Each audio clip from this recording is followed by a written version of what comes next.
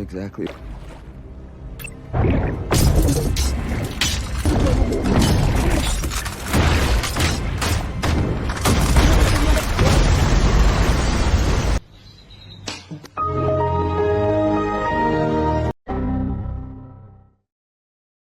Halo, assalamualaikum warahmatullahi wabarakatuh. Bagaimana kabar kalian semua? Semoga di cuaca yang sangat terik ini kalian sehat-sehat selalu ya. Hari ini Kang Rekap akan menceritakan film berjudul The Amateur. Gimana alur cerita selengkapnya? Langsung saja kita putar filmnya, let's check it out. Alkisah kita diperkenalkan kepada Charles Heller. Dia adalah seorang pria yang dikenal sangat sederhana, pendiam, dan cenderung culun. Suatu pagi, dia mengantar kepergian sang istri tercinta Sarah yang harus terbang ke London untuk menjalankan tugas sebagai seorang jurnalis. Saat Sarah meminta izin untuk tinggal di London selama 3 hari, Charles hanya tersenyum dan mengangguk. Dia selalu mempercayai istrinya sepenuh hati dan tidak pernah berpikir buruk sedikit pun. Di balik penampilannya yang biasa saja, ternyata Charles bukanlah orang sembarangan. Dia bekerja di markas besar CIA sebagai seorang kriptografer. Pekerjaannya adalah mengamankan berbagai informasi rahasia negara menggunakan teknologi kriptografi, yaitu ilmu yang mengubah data penting menjadi kode yang tidak bisa dibaca oleh sembarang orang. Berkat kecerdasannya yang luar biasa, Charles menjadi salah satu aset penting di lembaga intelijen tersebut. Seperti hari-hari biasanya, Charles kembali bekerja di depan komputernya. Namun tanpa sengaja, dia menemukan sebuah dokumen rahasia yang seharusnya tidak boleh dia akses. Dokumen itu berisi informasi mengenai operasi-operasi ilegal yang melibatkan salah satu petinggi CIA bernama Direktur Moore. Mulai dari serangan udara hingga aksi bom bunuh diri yang dilakukan secara diam-diam di berbagai negara yang dianggap sebagai musuh Amerika Serikat. Charles sadar informasi itu sangat sensitif. Karena itulah, dia memilih menutup kembali dokumen tersebut dan melanjutkan pekerjaannya seolah tidak terjadi apa-apa. Di sela kesibukannya, Charles selalu menyempatkan diri menelpon Sarah. Dia hanya ingin memastikan bahwa istrinya baik-baik saja. Mereka pun berbincang singkat, saling bercanda dan mengakhiri panggilan dengan ucapan penuh kasih sayang. Charles sama sekali tidak menyangka bahwa percakapan itu akan menjadi percakapan terakhir mereka. Keesokan paginya, saat baru tiba di kantor, Charles terkejut melihat Direktur Moore sudah menunggunya. Seketika Charles mengira dirinya akan diminta pertanggungjawaban karena telah membuka dokumen rahasia kemarin. Namun ternyata bukan itu alasannya. Dengan wajah serius, Direktur Moore menyampaikan sebuah kabar yang menghancurkan hidup Charles. Telah terjadi serangan teroris di London. Dalam insiden tersebut, Sarah menjadi salah satu korban dan dinyatakan meninggal dunia di tempat.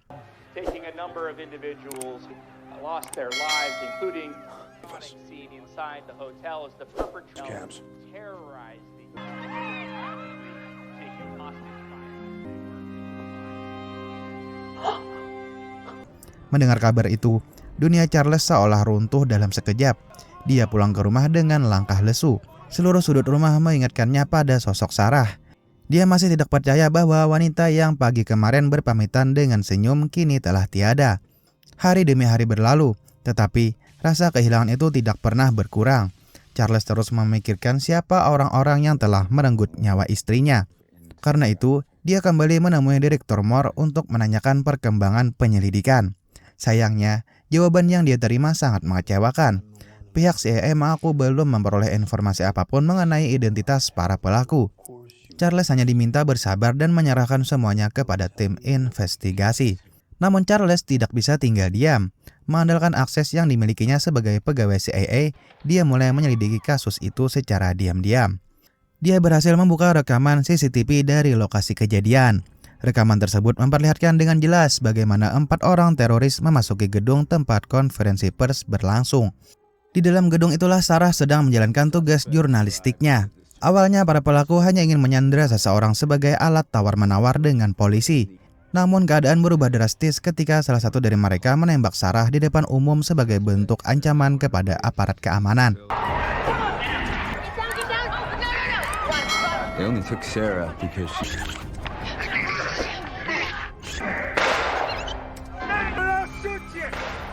This man, Lawrence Ellis, is South African. Those shipments, they knew it.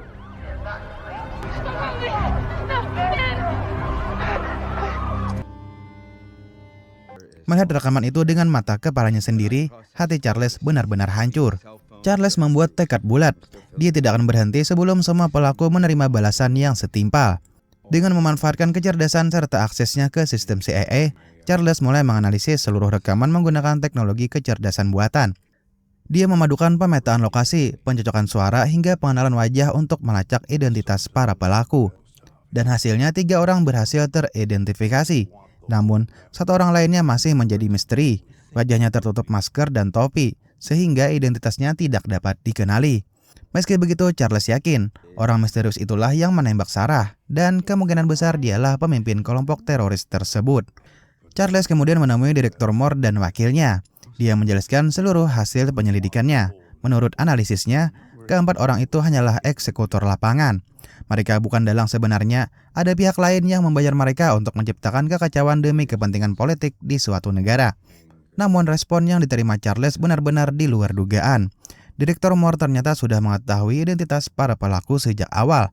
Mereka sengaja tidak melakukan tindakan apapun. Alasannya sederhana, demi menjaga hubungan diplomatik dengan negara lain dan melindungi kepentingan Amerika Serikat. Mendengar jawaban itu, Charles benar-benar terpukul. Baginya, nyawa Sarah seolah tidak memiliki arti apapun di mata para petinggi CIA. Kematian istrinya hanya dianggap sebagai konsekuensi kecil dari sebuah permainan politik internasional. Bukannya membantu menangkap para pelaku, Direktur Moore justru menyarankan Charles menemui seorang psikiater agar kondisi mentalnya membaik. Saran itu tentu saja tidak menyelesaikan apapun, justru semakin membuat Charles frustasi. Akhirnya, dia mengambil keputusan yang sangat berbahaya. Charles diam-diam membobol sistem keamanan CIA dan mencuri berbagai dokumen rahasia yang berkaitan dengan operasi-operasi ilegal Direktur Moore beserta wakilnya. Semua data itu kemudian dia cetak sebagai bukti. Setelah semuanya siap, Charles langsung menemui kedua atasannya itu. Dia meletakkan tumpukan dokumen tersebut di atas meja. Wajah Direktur Moore langsung berubah pucat. Semua bukti yang selama ini disembunyikan kini berada di tangan Charles. Bahkan terdapat tanda tangan resmi mereka sebagai pemberi izin operasi. Merasa terpojok, Direktur Moore langsung mengancam akan menangkap Charles karena telah mencuri dokumen rahasia negara. Namun Charles hanya tersenyum tenang. Dia mengatakan bahwa dirinya telah memasang sebuah sistem otomatis. Jika setiap 5 jam dia tidak memasukkan kode rahasia tertentu, seluruh dokumen itu akan langsung terkirim ke berbagai media internasional dan sejumlah jurnalis ternama. Artinya jika Charles ditangkap atau dibunuh, seluruh rahasia gelap CIA akan terbongkar ke publik. Ancaman itu membuat Direktur Moore tidak memiliki pilihan. Lalu Charles mengutarakan satu permintaannya. Dia ingin dilatih menjadi seorang agen lapangan CIA. Charles ingin belajar menembak, bertarung, membuat strategi, menyamar hingga seluruh kemampuan yang dimiliki oleh agen rahasia. Tujuannya ialah untuk memburu dan membalas dendam kepada orang-orang yang telah membunuh Sarah. Setelah Charles pergi, Direktur Moore dan wakilnya saling berpandangan. Mereka sadar ancaman Charles terlalu berbahaya untuk diabaikan. Sebelum memastikan apakah ancaman itu benar atau hanya gertakan, mereka akhirnya menyetujui permintaan Charles. Tak lama kemudian, Charles resmi dikirim ke sebuah fasilitas pelatihan rahasia CIA. Di tempat itulah dia akan dibentuk menjadi seorang agen lapangan. Sesampainya di sana, Charles bertemu dengan seorang instruktur berpengalaman yang ditugaskan menjadi mentornya selama pelatihan. Latihan pertama dimulai di lapangan tembak. Sayangnya, hasil Charles di bawah ekspektasi. Tak ada satupun peluru mengenai sasaran. Bahkan saat jaraknya diperkecil, tembakannya tetap melenceng kemana-mana. Charles memang sangat cerdas, tetapi kemampuan fisiknya jauh di bawah standar seorang agen lapangan. Namun kelemahan itu justru membuka kelebihan lain yang dimiliki Charles. Saat memasuki pelatihan teknik bertahan hidup, dia mampu merakit bahan peledak sederhana hanya dari benda-benda yang tersedia di sekitarnya. Dia juga dengan cepat mempelajari cara membuat identitas palsu. Semua materi yang membutuhkan kecerdasan dan analisis dapat dia kuasai jauh lebih cepat dibanding peserta lainnya. Beberapa malam kemudian, sang mentor mendatangi kamar Charles. Dengan nada serius, dia mengatakan bahwa selama puluhan tahun melatih agen rahasia, dia belum pernah melihat seorang seperti Charles. Menurutnya, Charles memang memiliki otak luar biasa, namun dia tidak memiliki naluri seorang pembunuh. Seorang agen lapangan harus mampu menarik pelatuk tanpa ragu ketika keadaan mengharuskannya. Sedangkan Charles bahkan tidak terlihat memiliki keberanian untuk menghabisi nyawa seseorang. Untuk membuktikan ucapannya, sang mentor menyerahkan sebuah pistol kepada Charles. Lalu dia berdiri tepat di depan moncong senjata itu. Come on, Charlie. Beberapa detik kemudian Charles menurunkan pistol tersebut. Sang mentor hanya tersenyum tipis. Dia sudah menduga hasilnya sejak awal. Menurutnya, Seorang tidak bisa dipaksa menjadi pembunuh jika memang bukan sifat alaminya. Sementara itu di markas CIA, Direktur Moore mulai kehilangan kesabaran. Dia membentuk tim khusus untuk menyelidiki ancaman yang pernah disampaikan Charles. Seluruh rumah Charles digeledah dan kantornya diperiksa. Bahkan kafe yang biasa dia kunjungi pun ikut disisir demi mencari keberadaan sistem otomatis yang diklaim akan membocorkan seluruh dokumen rahasia CIA. Setelah pencarian, tidak ada satupun bukti yang berhasil ditemukan. Setelah penyelidikan berlangsung beberapa hari, tim akhirnya melapor bahwa ancaman Charles kemungkinan hanyalah gertakan.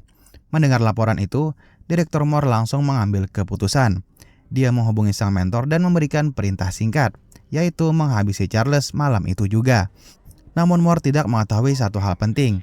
Sejak awal, Charles diam-diam telah memasang alat penyadap berukuran sangat kecil di beberapa tempat. Melalui alat itu, dia mendengar langsung perintah pembunuhan yang ditunjukkan kepadanya. Tanpa membuang waktu, Charles segera melarikan diri dari pusat pelatihan sebelum sang mentor sempat menemukannya. Berkat identitas palsu yang telah dia buat sendiri selama pelatihan, Charles berhasil meninggalkan Amerika tanpa terdeteksi. Tujuan pertamanya adalah London, kota tempat Sarah kehilangan nyawanya. Sesampainya di London, Charles sengaja menginap di sebuah hotel yang berseberangan dengan restoran langganan target pertamanya.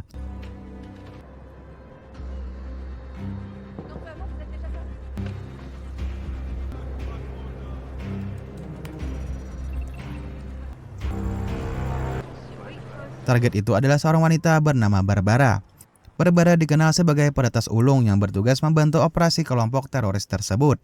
Dengan kemampuan meretas yang dia miliki, Charles berhasil masuk ke ponsel Barbara dari jarak jauh.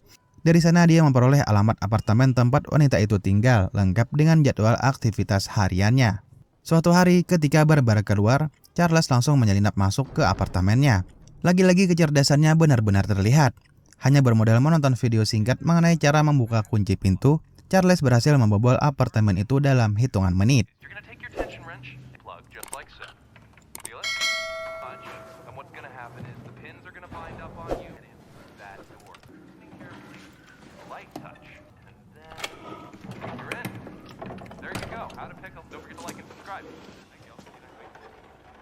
Di dalam, dia memotret kalender berisi jadwal Barbara.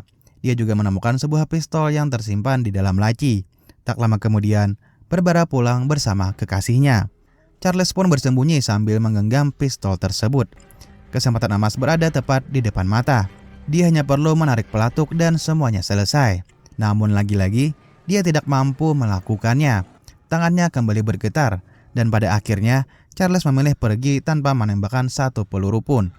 Semalaman Charles terus memikirkan cara membalas dendam. Dia sadar satu hal, dirinya memang tidak sanggup membunuh seseorang dengan tangannya sendiri. Dan setelah lama merenung, akhirnya dia menemukan sebuah cara. Dia akan membuat Barbara menerima akibat dari perbuatannya, tanpa harus menarik pelatuk pistol. Charles kembali membuka semua data yang berhasil dia salin dari ponsel Barbara. Di sana dia menemukan catatan medis yang sangat penting. Barbara ternyata memiliki alergi akut terhadap serbuk sari bunga. Jika dia terpapar dalam jumlah besar, saluran pernafasannya bisa langsung mengalami gangguan serius. Keesokan paginya, Charles mendatangi sebuah toko bunga. Setelah itu, dia menuju sebuah klinik tempat Barbara rutin menjalani pemeriksaan fungsi paru-paru. Charles telah mengetahui seluruh prosedur klinik tersebut. Saat pemeriksaan berlangsung, pasien akan dimasukkan ke dalam sebuah bilik kaca kedap udara agar kondisi paru-parunya dapat dianalisis secara akurat. Kesempatan itulah yang dimanfaatkan Charles. Melalui sistem komputer klinik yang berhasil dia retas, seluruh perangkat tiba-tiba mengalami gangguan. Ketika dokter keluar untuk memeriksa masalah tersebut, Charles segera masuk ke ruang pemeriksaan. Dia mengunci pintu dari dalam, lalu mengunci bilik kaca tempat Barbara berada. Perlahan, Charles mulai memasukkan serbuk sari bunga ke dalam ruangan kedap udara itu, dan inilah yang terjadi.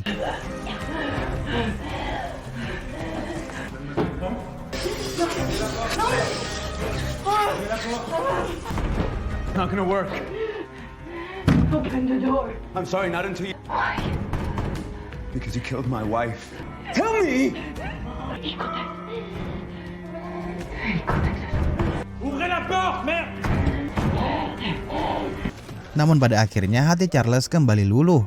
Dia membuka pintu bilik kaca agar Barbara bisa keluar. Namun nasib berkata lain.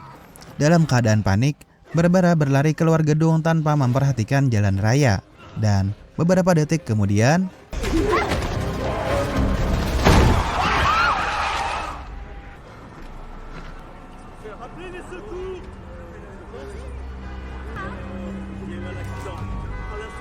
Madame, vous m'entendez? dengan perasaan campur aduk, Charles segera meninggalkan lokasi sebelum polisi datang. Setelah target pertama tewas, Charles bergerak menuju Perancis untuk mencari pelaku berikutnya. Di tengah perjalanan, beban mental yang dia rasakan semakin berat. Bayangan wajah Barbara dan rasa bersalah terus menghantuinya. Suatu malam, Charles mencoba menenangkan diri di sebuah klub malam. Namun di tempat itulah seseorang tiba-tiba menghampirinya. Orang itu tidak lain adalah sang mentor. Charles langsung bersiaga. Dia mengira mentornya datang untuk menangkap atau bahkan membunuhnya atas perintah Direktur Moore. Namun ekspresi sang mentor justru berbeda. Dia terlihat lebih khawatir terhadap kondisi Charles daripada ingin menyerangnya. Sang mentor mengatakan bahwa balas dendam hanya akan menghancurkan hidup Charles sedikit demi sedikit.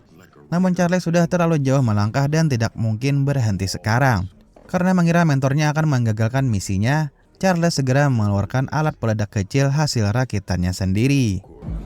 You're a good teacher, Hendo. 50-50 odds, right?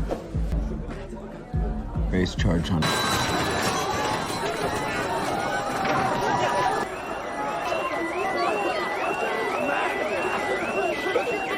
Setelah lolos, Charles segera menghubungi satu-satunya orang yang masih dia percaya.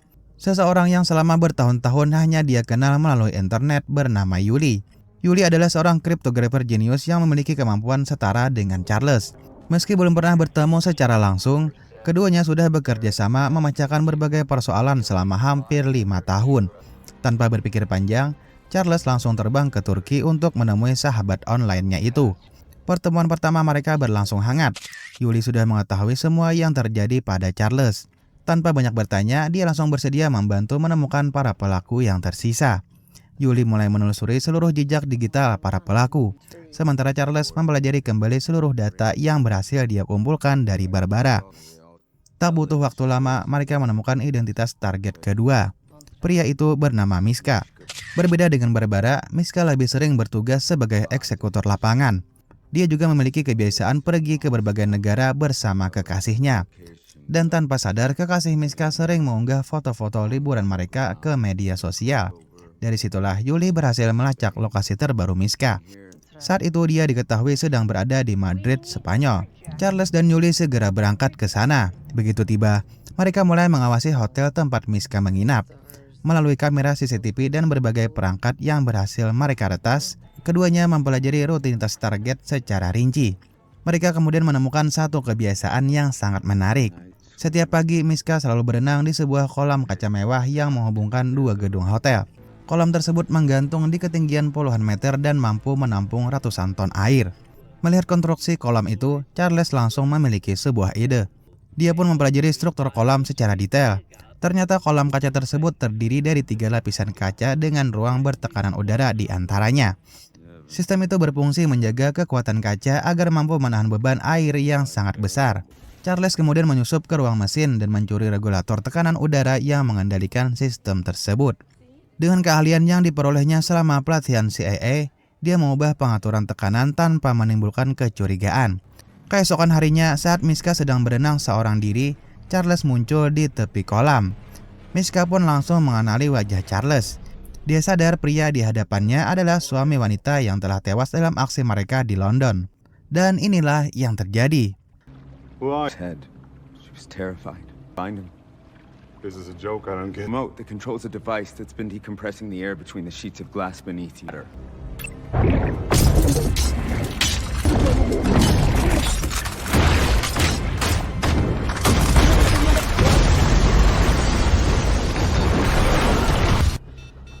Shit. Namun masalah Charles belum berakhir. Agen-agen CIA yang dikirim Direktur Moore ternyata telah melacak keberadaannya. Mereka segera mengepung area hotel dengan tujuan menghabisi Charles sebelum dia berhasil menemukan pemimpin kelompok teroris tersebut. Di tengah kekacauan itu, sang mentor kembali muncul. Charles mengira pria itu akan menangkapnya. Namun inilah yang terjadi.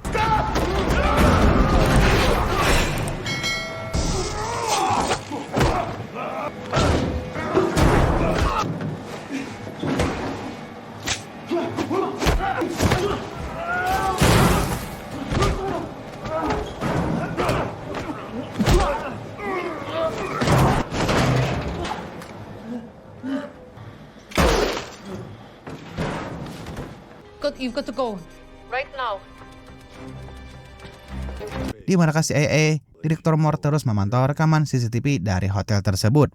Salah satu analis menyadari ada sebuah earphone kecil di telinga Charles. Dari situ mereka menyimpulkan bahwa Charles tidak bekerja sendirian.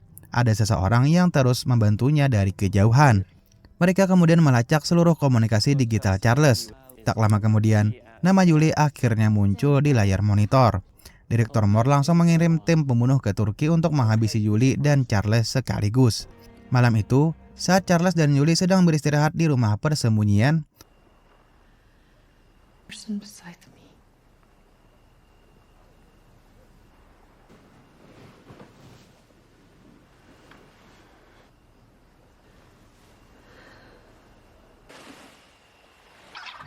sensor gerak buatan Julie tiba-tiba berbunyi. Julie langsung sadar bahwa ada penyusup yang mendekati rumah mereka. Tanpa membuang waktu, keduanya segera melarikan diri melalui jalur belakang. Namun tim pembunuh sudah lebih dulu mengejar menggunakan speedboat di sungai, dan inilah yang terjadi.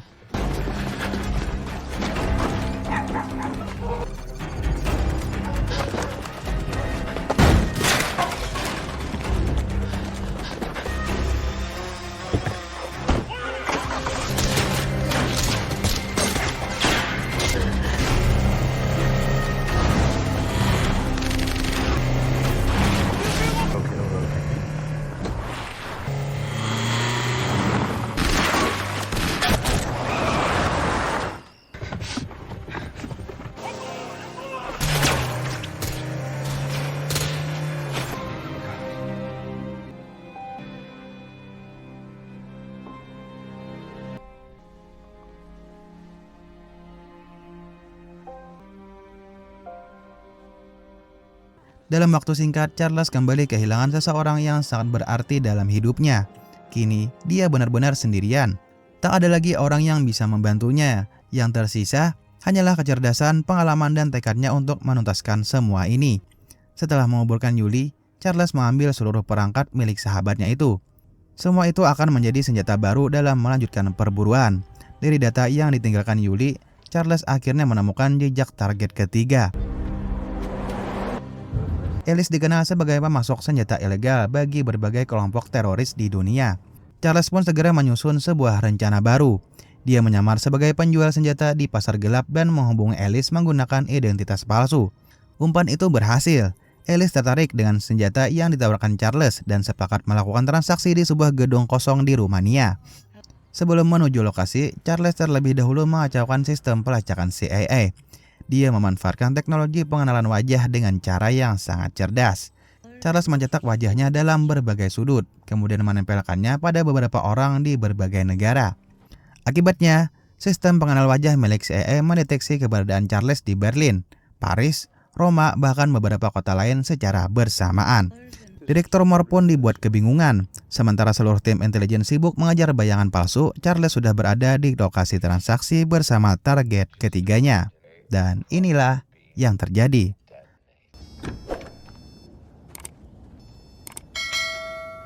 Nothing until I inspect the hardware. Hardware's right there. Go. Shit. You just armed A or cross the beam, it detonates. I see the photograph. You recognize her? That's Sarah. You took her life. Okay?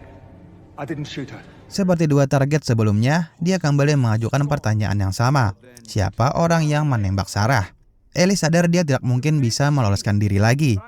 Akhirnya, dia menyerahkan seluruh informasi mengenai pimpinan kelompok mereka.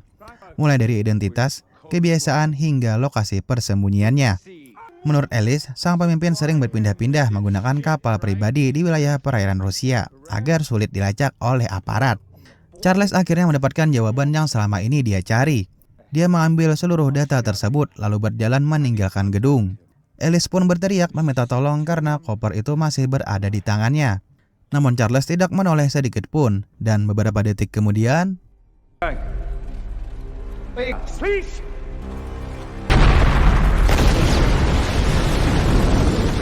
The little prick is now at a museum. He's not in Rome. kini hanya tersisa satu orang. dalang utama yang telah memerintahkan seluruh aksi teror, sekaligus pria yang menarik pelatuk dan membunuh Sarah di depan mata banyak orang. Berbekal informasi dari Alice, Charles langsung menuju Rusia.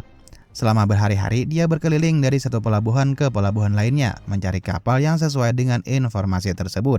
Berkali-kali Charles menemui jalan buntu, namun dia tidak menyerah. Hingga pada akhirnya Charles melihat kapal yang selama ini dia cari. Tanpa membuang waktu, dia langsung mendekati dermaga. Namun sebelum sempat naik ke atas kapal, dua orang anak buah sang pemimpin lebih dulu menyadari keberadaannya. Dan inilah yang terjadi.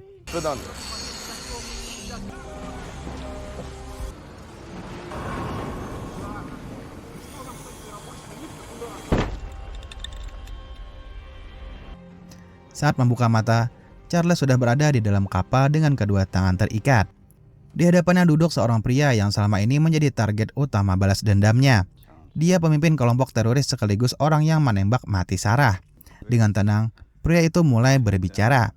Dia mengatakan bahwa dirinya tidak pernah memiliki masalah pribadi dengan Sarah. Menurutnya, penembakan itu hanyalah keputusan spontan yang dilakukan demi menyelamatkan kelompoknya dari kepungan polisi. Bagi pria tersebut, Sarah hanyalah orang yang berada di tempat yang salah dan pada waktu yang salah. Kalimat itu membuat amarah Charles semakin memuncak.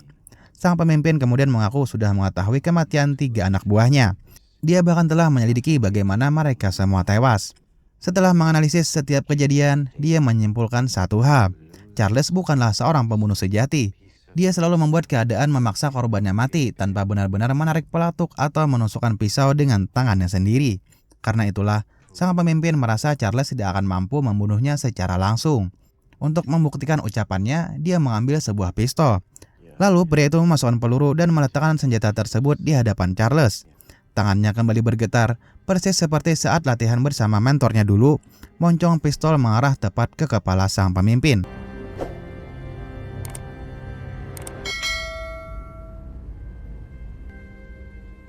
In that moment,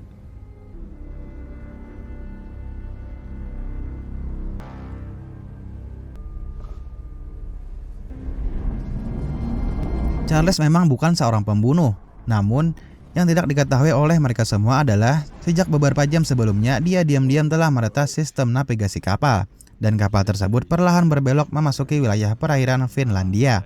Begitu memasuki wilayah hukum negara itu, otoritas internasional langsung memiliki kewenangan untuk melakukan penangkapan. Dan bukan hanya itu, Charles juga telah mengirim seluruh bukti kejahatan kelompok teroris tersebut kepada Interpol dan aparat keamanan internasional. Dan tak lama kemudian,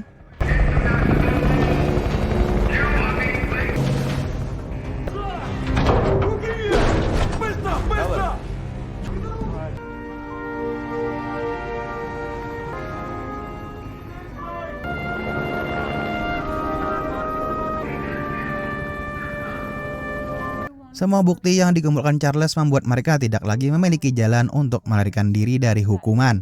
Penyelidikan besar kemudian dilakukan. Dari kesaksian sang pemimpin teroris, terungkaplah fakta yang jauh lebih mengejutkan. Direktur Moore ternyata terlibat dalam berbagai operasi ilegal yang menyebabkan ribuan warga sipil menjadi korban.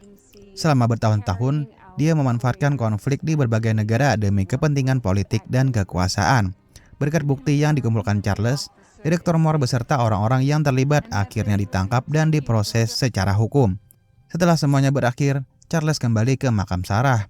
Dia membersihkan nisan istrinya, menyiram bunga, dan duduk beberapa saat dalam keheningan. Dia memang tidak bisa mengembalikan orang yang dicintainya, namun setidaknya keadilan akhirnya berhasil ditegakkan. Tak lama kemudian, sang mentor datang menghampirinya. Dia mengaku sudah lama mengetahui kebusukan Direktur Moore. Itulah alasan mengapa dirinya tidak pernah benar-benar berniat membunuh Charles, meskipun perintah itu telah diberikan secara langsung. Menurut sang mentor, Charles telah membuktikan bahwa kecerdasan mampu mengalahkan kekuatan. Dan yang terpenting, Charles berhasil menyelesaikan semuanya tanpa kehilangan jati dirinya sebagai manusia. Beberapa waktu kemudian, Charles memutuskan meninggalkan dunia intelijen. Dia memilih melanjutkan impian yang dahulu pernah direncanakannya bersama Sarah. Dengan sebuah pesawat tua yang berhasil dia rakit sendiri, Charles terbang menuju Cakrawala untuk memulai kehidupan baru. Dan film pun selesai. Bagaimana menurut kalian tentang alur ceritanya? Bagaimanapun juga akan lebih seru jika kalian menonton langsung film selengkapnya di platform streaming kesayangan kalian masing-masing. Terima kasih banyak sudah nonton sampai akhir. Mohon maaf jika masih banyak kekurangan. Silahkan drop kritik membangun di kolom komentar. Jangan lupa like jika suka dan subscribe untuk recap film menarik lainnya. Kami segenap tim recap film undur diri. Assalamualaikum and see you next time.